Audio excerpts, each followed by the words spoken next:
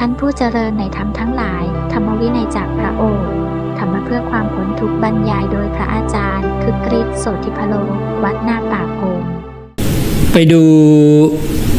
ธรรมจักขุที่ภิกขุอัญญาโกฏัญญะได้ดวงตาเห็นธรรมนะ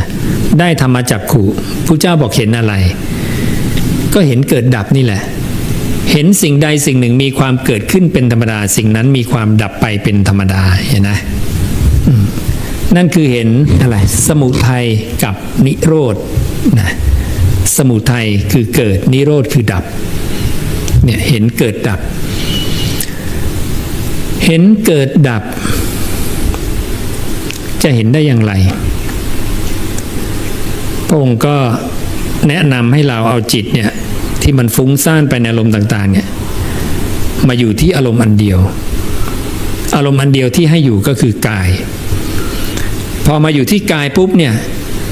ด้วยสัจจะความจริงของสิ่งที่เรียกว่าจิตบ้างมโนบ้างวิญญาณบ้างเนี่ยมันจะเกิดดับของมันเองตลอดดังนั้นเมื่อเรานำมันมารู้ที่ลมหายใจหรือกายมันจะรู้ได้สักพักหนึ่งแล้วมันจะจางคลายและดับไปเมื่อมันดับไปมันต้องเกิดอีกเมื่อมันดับไปไอ้ตัวเดิมที่ดับแล้วนี่ก็ดับเลยนะตัวเดิมที่ดับไม่ได้มาเกิดซ้ำนะแต่การเกิดซ้ำคือดวงอื่นที่เกิดเพราะการที่สัตตานังเนี่ยเข้าไปจับยึดจิตมโนวิญญาณนั้นๆก็เลยมีการรู้ขึ้นว่าขณะเนี้ยจิตเป็นเรามโนเป็นเราหรือวิญญาณเป็นเราหรือจิตเป็นเรานะอยู่ที่ว่าขั้นตอนไหนดังนั้นสัตตานังผู้ยึดติดจะเข้าไปมีความพอใจในสิ่งที่เรียกว่ามโนธาตุนะมโนธาตุมีอาการโน้มไปเหมือนสุริเยแสงแห่งดวงอาทิตย์กระทบกับธัมมังคือรูปบ้างเวทนาบ้างสัญญาบ้างสังขารบ้างธัมมังหรือธัมมาธรรมหรือธาตุนะกระทบแล้วมโนธาตุเกิดอาการรู้แจ้งเปรียบเหมือนสุริเยแสงแห่งดวงอาทิตย์ที่พุ่งไปกระทบฉากจะเกิดรัศมีของแสงขึ้นหรือที่เราเรียกว่าลอยแดดที่อยู่บนพื้นดินเนี่ยเห็นไหมเนี่ยลอยแดดมันมีเพราะอะไรมีเพราะว่ามีลำแสงแห่งดวงอาทิตย์มาชนมากระทบกับฉากเกิดรัศมีลอยแดดเนี่ยพระเจ้าใช้คำว่ารัศมิภาษาไทยเรียกรัศมีของแสงรัศมีของสุริเยมีเพราะว่าสุริเยเนี่ยพุ่งกระทบ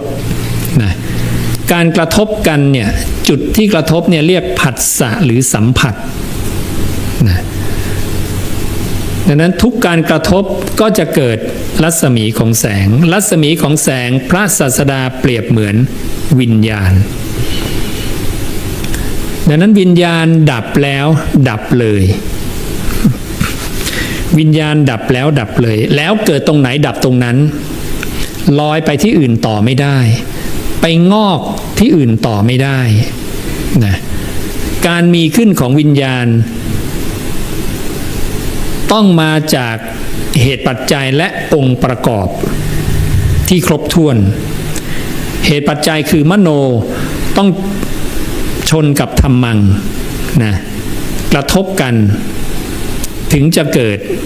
มโนวิญญาณถึงจะเกิดวิญญาณพระองค์จึงเรียกว่าวิญญาณนี้เป็นปฏิจจสมุปปนาธัมมาเป็นธรรมที่อาศัยเหตุปัจจัยแล้วเกิดขึ้นเว้นจากเหตุปัจจัยแล้ววิญญาณมิได้มีมิใช่หรือเช่นเว้นจาก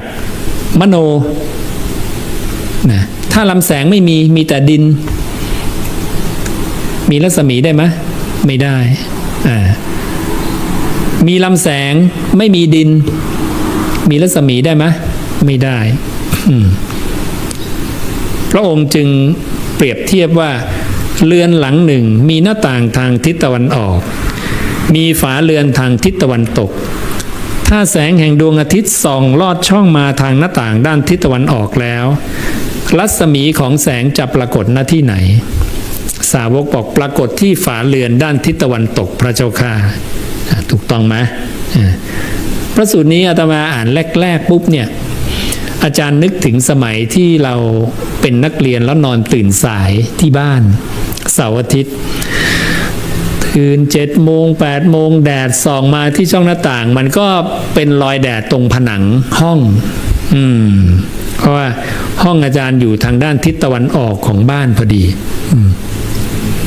ดวงอาทิตย์ส่องมาปุ๊บก็ลอดช่องเข้ามาเลยนะเห็นแสงแดดตื่นมาก็เห็นรอยแดดแล้วนึกอ่านพระสูตรนี้ปุ๊บนึกถึงเห็นนะผัสสะกระทบแล้วบุคคลย่อมคิดย่อมนึกย่อมรู้สึกเหตุการณ์กี่10 ปีมามันก็หยิบมานึกได้นะผู้เจ้าบอกถามสาวกต่อว่าถ้าฝาเรือนด้านทิศตะวันตกไม่มีเหล้านะรัศมีจะไปปรากฏณที่ไหนสาวกก็บอกว่าไปปรากฏที่ผืนดินพระเจ้าค่ะดังนั้นเวลารัศมีจะไปปรากฏที่ผืนดินเนี่ยรัศมีของแสงที่เคยปรากฏตรงฝาเรือนมันลอยไปแปะหรือมันเริ่มเกิดใหม่มันต้องเริ่มเกิดใหม่ถูกต้องไหมเพราะมันต้องเป็นลำแสงแห่งดวงอาทิตย์อันใหม่ใช่ไหมแล้วก็ไปเริ่มชนใหม่ใช่ไหมไม่ใช่ว่ารอยแดดที่มันติดบนฝาเรือนด้านทิศตะวันตกเนี่ยมันยังคงอยู่แล้วมันก็ลอยไปปิดบนผืนดินไม่มีใช่ไหมไม่มีใครเข้าใจแบบนี้นะนี่แหละเพื่อให้รู้ว่ารัศมีที่พระองค์เปรียบเหมือนวิญญาณเนี่ยเวียนว่ายตายเกิดไม่ได้ล่องลอยไปในภพนั้นภพนี้ไม่ได้เพราะมันเกิดตรงไหนมันต้องดับตรงนั้นคล้ายๆพวกโอปปาติกะกำเนิดเลยผุดเกิดณที่ใดต้องปรินิพพานหรือว่าตายตรงนั้นอย่างเนี้ยดังนั้นรัศมีเกิดตรงไหนดับตรงนั้นวิญญาณเหมือนกันเกิดตรงไหนก็ดับตรงนั้นดับแล้วดับเลยดับแล้วดับเลยเวลาจะไปเกิดอันใหม่ต้องมีเหตุปัจจัยใหม่เหตุปัจจัยใหม่ก็ต้องเป็นกระบวนการของสุริเยเริ่มต้นเหมือนกันและสุริเยเนี่ยมันจะมีได้ก็เพราะมีสัตตานังเนี่ยเข้าไปยึดความเป็นมโนนะยึดมโนธาตุก่อนยึดมโนธาตุที่มันมีอาการเหมือนแสงแห่งดวงอาทิตย์สุริเยที่พุ่งเข้าไปเดินทางไปเรื่อยอยู่ที่มันว่ามันจะกระทบฉากเมื่อไหร่นะ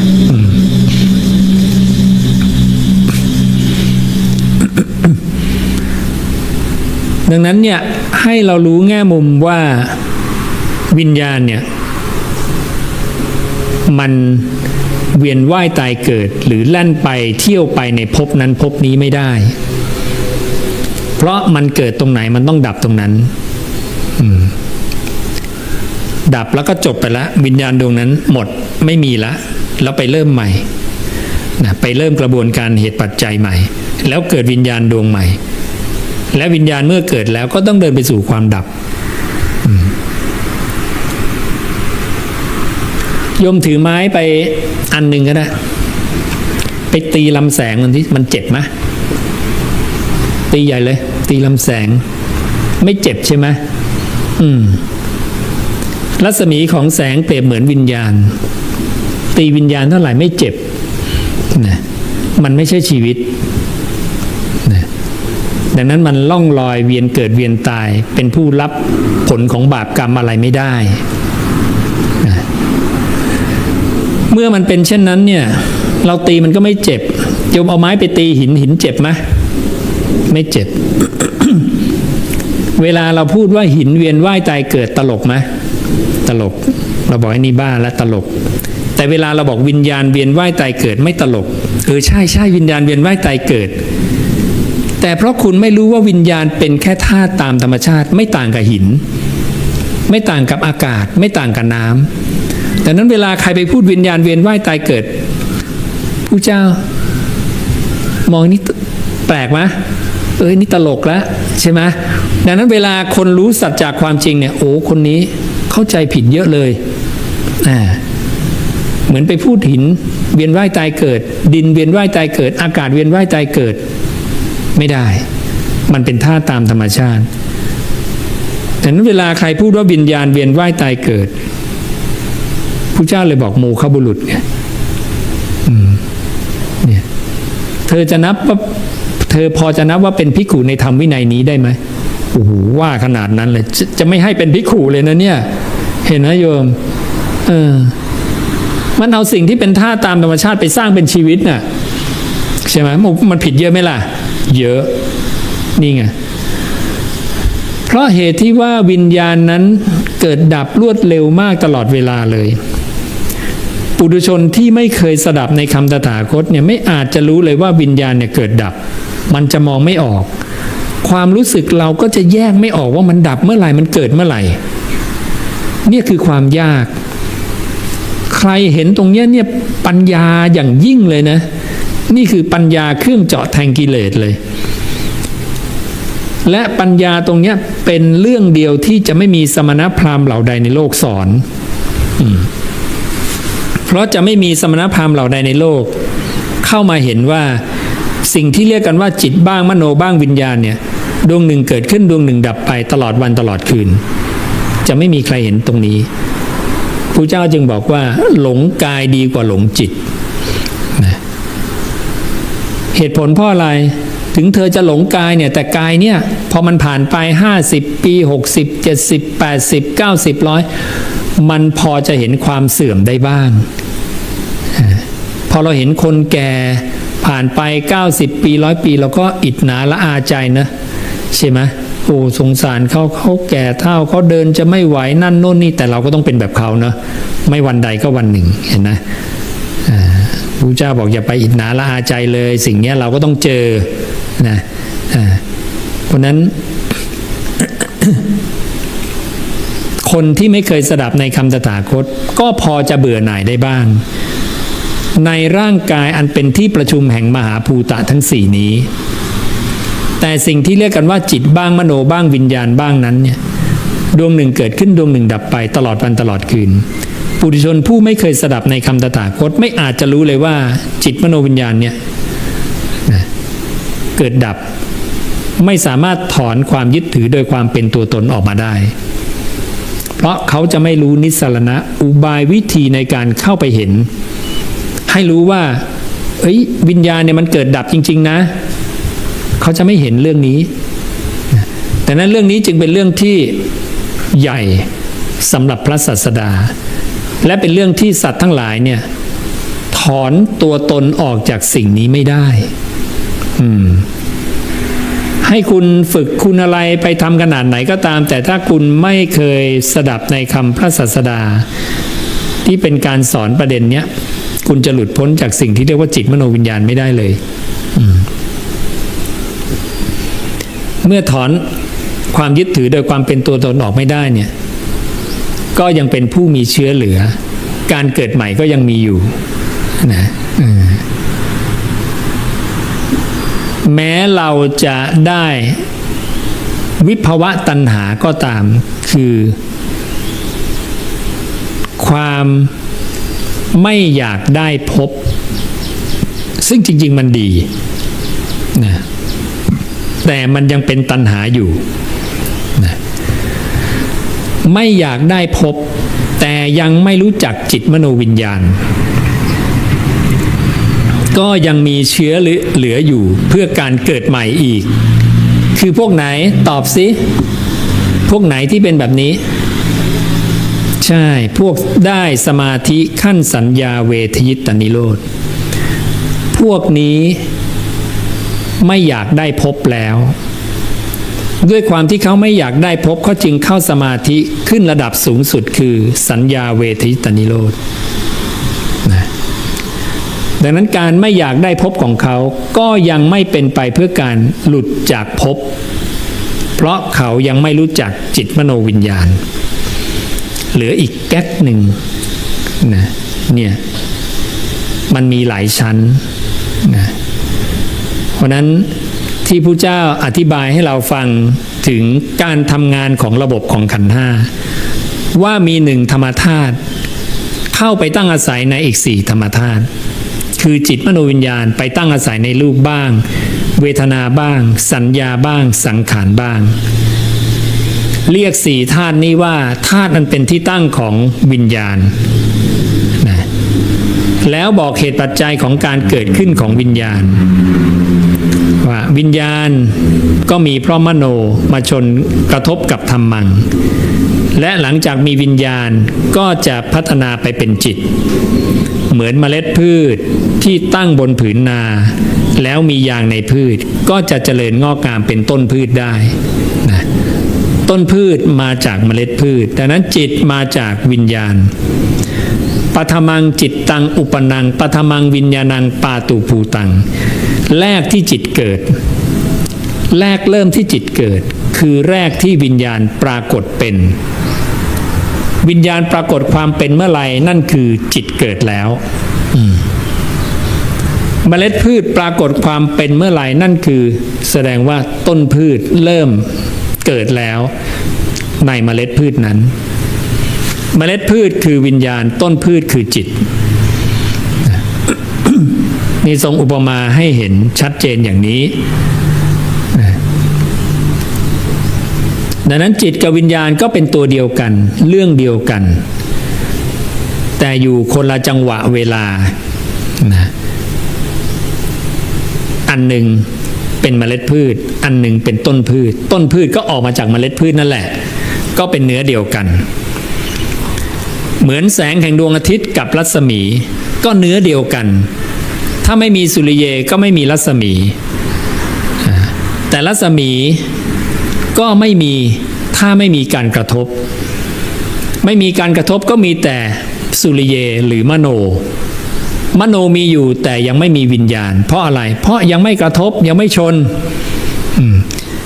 ดังนั้นจะบอกว่าคนละอย่างก็ได้ไงบอกคนละอย่างก็เพราะยังไม่กระทบกับธรรมธาตุนะก็พูดอย่างนี้ก็ได้แต่พอกระทบปุ๊บก็เกิด รัศมีขึ้นรัศมีก็มาจากตัวสุริเยนั่นเองนะถ้าใครเคยเห็นงานวิทยาศาสตร์ที่เขาแสดงถึงความเร็วของลำแสงเนี่ยที่มันพุ่งเข้าไปชนที่อาจารย์แต่ก่อนอาจารย์เคยเอาคลิปมาออกให้ดูที่นักวิทยาศาสตร์เขาเป็นภาพสโลว์ที่อนุภาคของลำแสงไปชนปุ๊บแล้วก็มันก็กระจายไปตามผนังนะนั่นน่ะมันจะเหมือนกับการที่เราฉีดน้ำเข้าไปกระทบกำแพงเนี่ยมันก็ปึ้งแล้วก็แผ่ออกไปนั่นน่ะจะคล้ายๆกันแต่น้ำมันก็จะกระจายไปทั่วแต่ลำแสงเนี่ยมันจะเป็นวงของมันอยู่ในนั้นนะนี่ก็เพื่อให้เห็นถึงความเป็นเนื้อเดียวกันน้ำที่พุ่งไปชนกำแพงน้ำที่ติดกำแพงก็เป็นเนื้อเดียวกับน้ำอันนี้เหมือนกันรัศมีของแสงที่อยู่บนฉากเนี่ยก็จะเป็นเนื้อเดียวกันกับลำแสงที่พุ่งไปชนนะอย่างเดียวกันพระองค์จึงเรียกมันว่ามโนวิญญาณการเรียกของพระองค์ก็จะตามลำดับด้วยว่ามโนมาก่อนแล้วค่อยมีวิญญาณเนี่ยองค์ความรู้พวกนี้เป็นองค์ความรู้ที่สำคัญทั้งสิ้นเพราะจะเป็นเหตุให้เรารู้ว่ามันเป็นเพียงธาตุตามธรรมชาติมันไม่ใช่ชีวิตเห็นไหมว่าเรื่องนี้เป็นเรื่องที่ชาวพุทธเองเข้าใจผิดกันเยอะมากนะไม่ต้องว่าใครตัวเราเองก็เป็นตัวเราเองก็เคยพูดว่าวิญญาณเวียนว่ายตายเกิดเราคิดว่าวิญญาณมันไปเกิดในภพนั้นภพนี้หรือแม้แต่ขณะที่เรานั่งสมาธิเนี่ยถ้าเราไม่เคยมีองค์ความรู้ตรงนี้นะเราจะคิดว่าจิตเรานะวิ่งไปหาอารมณ์นั้นจิตฉันวิ่งกลับมาจิตฉันวิ่งไปโน่นจิตฉันวิ่งไปนี่นะมันเร็วจนกระทั่งเราคิดว่าพอมันหายจากตรงเนี้ยเรามองไม่ทันมันไปปุ๊บตรงโน้นเลยเราก็คิดว่าจิตมันวิ่งไปที่โน่นพอเราดึงกลับมาเราคิดว่าจิตตรงนั้นมันวิ่งมาตรงนี้มันไม่มีวิ่งนะ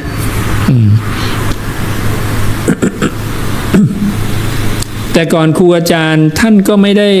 ท่านไม่ทราบเรื่องนี้แต่ท่านก็รู้ว่ามันไม่ใช่จิตวิ่งเคยได้ยินครูอาจารย์ท่านเทศว่าเนี่ยพวกญาติโยมคิดว่าจิตฉันวิ่งไปโน้นจิตฉันวิ่งไปนี้นะ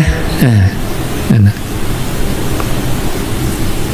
แต่ก็อธิบายไม่ได้เป็นระบบอย่างพระพุทธเจ้านะ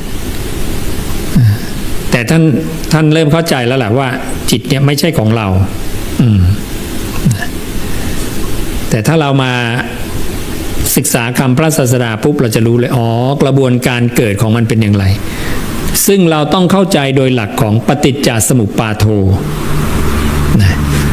คือต้องรู้เหตุเกิดของมันว่าเพราะอะไรมีอะไรจึงมีเพราะอะไรมีวิญญาณจึงมีเพราะอะไรเกิดวิญญาณจึงเกิดเพราะอะไรไม่มีวิญญาณจึงไม่มีเพราะอะไรดับวิญญาณจึงดับนี่ต้องรู้เรื่องของปฏิจจสมุปบาทโธการรู้เรื่องปฏิจจสมุปบาทโธคือการรู้ธรรมอันเป็นเหตุและธรรมที่เกิดจากเหตุธรรมมันเป็นเหตุอะไรเป็นเหตุของสิ่งนี้มีสองสิ่งเราต้องการรู้อันนี้เราต้องรู้ว่าอะไรเป็นเหตุเกิดของอันนี้อันนี้เป็นเหตุเกิดของอันนี้สิ่งที่เป็นเหตุเกิดของอันนี้เรียกว่าธรรมมันเป็นเหตุเรียกอันนี้ว่าธรรมมันเป็นเหตุอันนี้จะเรียกว่าธรรมที่เกิดจากเหตุการพูดสองอันด้วยกันเนี่ยจะเรียกว่าปฏิจจสมุปบาทโธดังนั้นเวลาพูดคำว่าปฏิจจสมุปบาทโธจะพูดสองอันคู่กันคือธรรมมันเป็นเหตุและธรรมที่เกิดจากเหตุเช่นชาติปัจจยาชรามรณังชาติปัจจัยชรามรณะปัจจัยแปลว่าเหตุชาติเป็นเหตุของชรามรณะเพราะมีเกิดเลยมีตายเกิดเป็นธรรมมันเป็นเหตุตายเป็นธรรมที่เกิดจากเหตุพูดสองอันคู่กันพูดอย่างเงี้ยชาติปัจจยาชรามรณังบทพยัญชนะแค่นี้เรียกว่าปฏิจจสมุปบาทโธแต่ถ้าหยิบมาอันเดียวหยิบทำมันเป็นเหตุมาอันเดียวหรือทำที่เกิดจากเหตุมาอันเดียวพูดอย่างใดอย่างหนึ่งข้อธรรมใดข้อธรรมหนึ่งนั้นจะเรียกว่าปฏิจจสมุปปนาธัมมาปฏิจจแปลว่าเหตุสมุปปันคือเกิดธัมมาก็คือธรรมนั้นธรรมนั้นมีเหตุเกิดเรากำลังพูดธรรมที่มีเหตุเกิดเรากำลังพูดธรรมที่มีเหตุเกิดตายมีเหตุเกิดเหตุเกิดของตายคืออะไรคือเกิดเหตุเกิดของเกิดคืออะไรคือที่เกิดภพคือภพ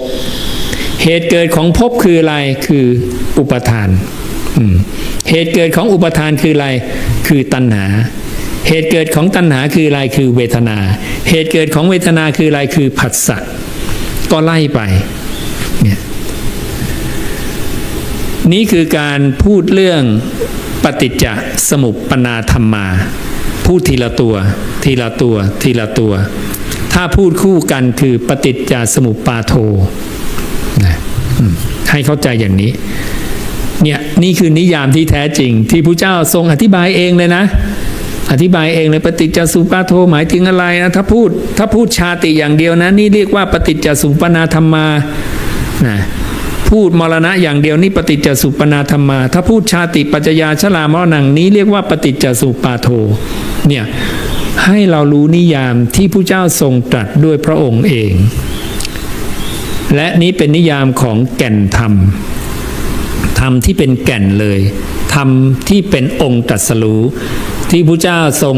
ตรัสว่าพระองค์ตรัสรู้ข้อธรรมนี้นะและถ้าจะสรรเสริญตถาคตให้ถูกต้องตามที่เป็นจริงก็ให้สรรเสริญว่าตถาคตตรัสรู้เรื่องนี้ปฏิจจสมุปบาทโธนี่เรียกปฏิจจสมุปบาทโธเพราะอะไรเพราะพระเจ้าสั่งให้เรียกนะแต่ก่อนเราก็เรียกปฏิจจสมุปบาทปฏิจจสมุปบาทก็เป็นคำภาษาไทยซึ่งเราก็ศึกษาตรงนี้เรียนรู้มาก่อนเราไม่ได้รู้บาลีอะไรเราค่อยๆมาเรียนรู้ทีละอันสองอันก็เลยเขียนใส่ไปใน ในแผ่นปฏิจจสุปาโทนะอะยังวุจติภิกขเวปฏิจจสมุปาโทนะอะยังก็คือนี้วุจติก็คือให้เรียกว่าหรือกล่าวว่าภิกขเวก็คือภิกขุทั้งหลายบอกภิกขุทั้งหลายนี้ให้เรียกว่าปฏิจจสมุปบาโทนะถ้าจำง่ายๆก็คือโทก็สองนะสองก็คือต้องมีธรรมอันเป็นเหตุและธรรมที่เกิดจากเหตุนะแต่ถ้าพูดว่าปฏิจจสมุปปนาธรรมมาคือพูดอันเดียวพูดข้อธรรมอันเดียวนะหยิบชาติก็คือชาติหยิบชราก็คือชราหยิบมรณะก็คือมรณะหยิบภพก็คือภพคำเดียวภพเป็นธรรมที่เกิดจากเหตุชาติเป็นธรรมที่เกิดจากเหตุมรณะเป็นธรรมที่เกิดจากเหตุนะอย่างนี้นิยามนี้สำคัญนะสำคัญส่วนใหญ่ไม่เคยรู้ด้วยเพราะตัวเองก็ไม่เคยรู้มาก่อนนะพอได้มาพระสูตรเหล่านี้เราเริ่มนิยามนี้นี่คือความชัดเจนนะเพราะสิ่งนี้เราจะไม่เคยเจอที่ไหนมาก่อนนะเนี่ยวันนี้ก็จะให้รู้เรื่องนี้เรื่องของศรัทธาหิริโอตตัปปะวิริยะปัญญานะเป็นกำลังของความเป็นเสขะเราจะก้าวข้ามความเป็นปุถุชนภูมิขึ้นเป็นอริยบุคคลต้องมีกำลังตรงนี้นะมันอยู่ในพระสูตรที่พระเจ้าตรัสอย่างนี้ภิกขุทั้งหลายบุคคลสี่จำพวกนี้มีปรากฏอยู่ในโลกสี่จำพวกเป็นไฉนคือบุคคลบางคนในโลกนี้เป็นสังขารปรินิพพายีจะปรินิพพานไม่อยากใช้คำแปลของเขาเปลี่ยนคำแปลใหม่นะเป็นสังขารปรินิพพายีนะบางคนเป็นสังขารปรินิพพายีคำแปลตรงเนี้ยคือที่บอกอย่าแปลอย่างนี้เพราะว่ามันจะทำให้เกิดความเข้าใจผิดเพราะว่าผู้เจ้าเนี่ยมีคำแปลพวกนี้อยู่แล้วคำแปลในตรงเนี้ยมันจะอยู่ในอีกพระสูตรหนึ่งที่ผู้เจ้าจะตรัสว่าผู้นั้นเนี่ยจะเจริญรูปสัญญาได้ก็คือเจริญปฐมฌานทุติยฌานตติยฌานจตุตฌานได้นะพวกเจริญฌานได้เนี่ยเจริญฌานทั้งสี่ได้เนี่ยจะเรียกว่าเป็นสุขาปฏิปทานะสุขาปฏิปทาเฉยๆนะส่วนจะขิปปาพิญญาคือบรรลุเร็วหรือทันทาพิญญาบรรลุช้าจะขึ้นอยู่กับเหตุปัจจัยคืออินทรีย์ห้าคือศรัทธาวิริยะสติสมาธิปัญญาแยกกันนะเมื่อกี้มีหิริโอตตัปปะตรงนี้ไม่มีนะตรงนี้เป็นเรื่องของความเร็วเขาจะเป็นเสขะได้เขาต้องมีศรัทธาหิริโอตตัปปะวิริยะปัญญานี่กำลังที่จะทำให้เขาเป็นเสขะเมื่อมีกำลังตรงนี้แล้วเนี่ยเขาจะบรรลุเร็วหรือช้าขึ้นอยู่กับกำลังอีกหนึ่งก้อนคือศรัทธาวิริยะสติสมาธิปัญญาหายไปสองคือหิริโอตตัปปะยุบหิริโอตตัปปะเพิ่มขึ้นมาคือสติและสมาธิแต่นั้นสติและสมาธิเป็นตัวเร่งความเร็วนะทำให้ผู้นั้นเนี่ยได้มรรคผลเร็วขึ้นดังนั้นถ้าเราต้องการให้กรรมนั้นส่งผลในที่จะทำหรือส่งผลเร็วก็ให้ฝึกสติและสมาธิกรรมที่เราทำก็จะส่งผลได้เร็วขึ้นเพราะไม่งั้นกรรมที่เราทำเนี่ยมันจะส่งผล3ระดับคือส่งผลในปัจจุบันในเวลาถัดมาและในเวลาถัดมาอีกมันไม่ใช่ว่ากรรมจะส่งผลทันทีทันใดเลยนะขึ้นอยู่กับกรรมประเภทนั้นๆดังนั้นถ้าเราต้องการให้ส่งผลได้ไวก็ฝึกสติและสมาธิเพิ่มขึ้นดังนั้นนี่ก็คือจะบอกว่าตรงนี้ก็เลยไม่อยากแปลนะก็ทับศัพท์ไปเลยว่าเป็นสังขารปรินิพพายีนะหรืออสังขารปรินิพพายีแล้วพระเจ้าก็จะบอกอธิบายว่าบุคคลผู้เป็นสังขารปรินิพพายีเป็นอย่างไรนะคนในธรรมวินัยนี้พิจารณาเห็นความไม่งามความเป็นปฏิกูลในอาหารสำคัญว่าโลกทั้งปวงไม่น่ายินดีนะเห็น ขานทั้งปวงโดยความเป็นของไม่เที่ยงมรณสัญญาอันเธอตั้งไว้ดีแล้วในภายในเธออาศัยธรรมเป็นกำลังของเสขะ5ประการนี้อยู่คือศรัทธาหิริโอตตัปปะวิริยะปัญญาเนี่ยเขามีกำลังตรงนี้ทั้งอินทรีย์5ประการคือสัตทินทรีย์วิริยินทรีย์สตินทรีย์สมาธินทรีย์ปัญญินทรีย์ของเธอปรากฏว่าแก่กล้าก็จะเป็นสัสสังขารปรินิพพายีในปัจจุบันก็คือเป็นขิปปาภิญญาสามารถบรรลุในปัจจุบันได้ดังนั้นเดินมรรคเหมือนกันแต่คนหนึ่งอินทรีย์5แก่กล้าคนหนึ่งอินทรีย์5อ่อนคนอินทรีย์5แก่กล้าบรรลุก่อน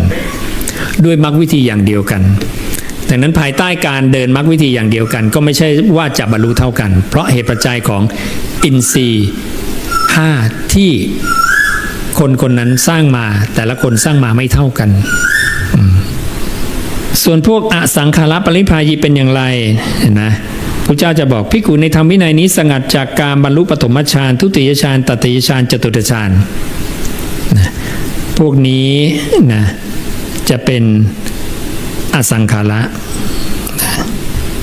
ดังนั้นเวลาได้ฌาน1 2 3 4ก็มีทั้งอินทรีย์อ่อนอินทรีย์แก่กล้าได้ฌาน1 2 3 4บรรลุเร็วก็มีได้ฌาน1 2 3 4บรรลุช้าก็มีขึ้นอยู่กับอินทรีย์5ศรัทธาวิริยะสติสมาธิปัญญาดังนั้นการจะได้ฌาน1 2 3 4หรือไม่ได้ไม่ใช่ปัญหาไม่ต้องกังวลเพราะแต่ก่อนเนี่ยก็จะเคยถูกสอนว่าถ้าไม่ได้ฌานเนี่ยบรรลุไม่ได้นะหรือครูอาจารย์บางท่านก็บอกเรื่องฌานไม่เกี่ยวเลยเป็นเรื่องของฤาษีโยคีอะไรอย่างเงี้ยเราก็นึกว่าถ้าเป็นเรื่องของฌานเนี่ยจะเป็นนอกพุทธศาสนาแต่พอมาเจอพุทธศาสนาอ้าวอริยมรรคมีองค์8พูดเรื่องฌาน1 2 3 4งงไปเลยไหมเนี่ยมันเป็นอย่างเงี้ยดังนั้นเวลาฟังใครพูดแล้วเนี่ยมันยังพระเจ้าจึงบอกอย่าพึงรับรองอย่าพึงคัดค้านจำให้ดีเขาพูดอะไรแล้วเอามาเทียบเคียงในหลักธรรมหลักวินัยของพระศาสดานั้นทุกอย่างต้องเทียบเคียงกับคำพระเจ้าทั้งหมดก็ปรากฏว่าเรื่องของฌาน1 2 3 4พระเจ้าพูดตลอดเลยพูดบ่อยนะเป็นสัมมาสมาธิในอริยมรรคมีองค์8นะเป็นเรื่องจำเป็นเป็นเรื่องสำคัญนะแต่ไม่ได้ก็ไม่ได้ขวางกั้นมรรคผลนิพพานจะมีสมาธิที่เรียกว่าสัมมาสมาธิอันเป็นอริยะก็คือเวลาเราเจริญมรรค8ข้อใดข้อหนึ่งแม้เราจะไม่ได้ฌาน1 2 3 4แต่นั่นคือเรากำลังได้สัมมาสมาธิอันเป็นอริยะแล้วหรือแค่เราเจริญอานาปานสติเนี่ยขณะนั้นเนี่ยเป็นสัมมาสมาธิอันเป็นอริยะนี่คือสิ่งที่แฝงมาได้มาในขณะที่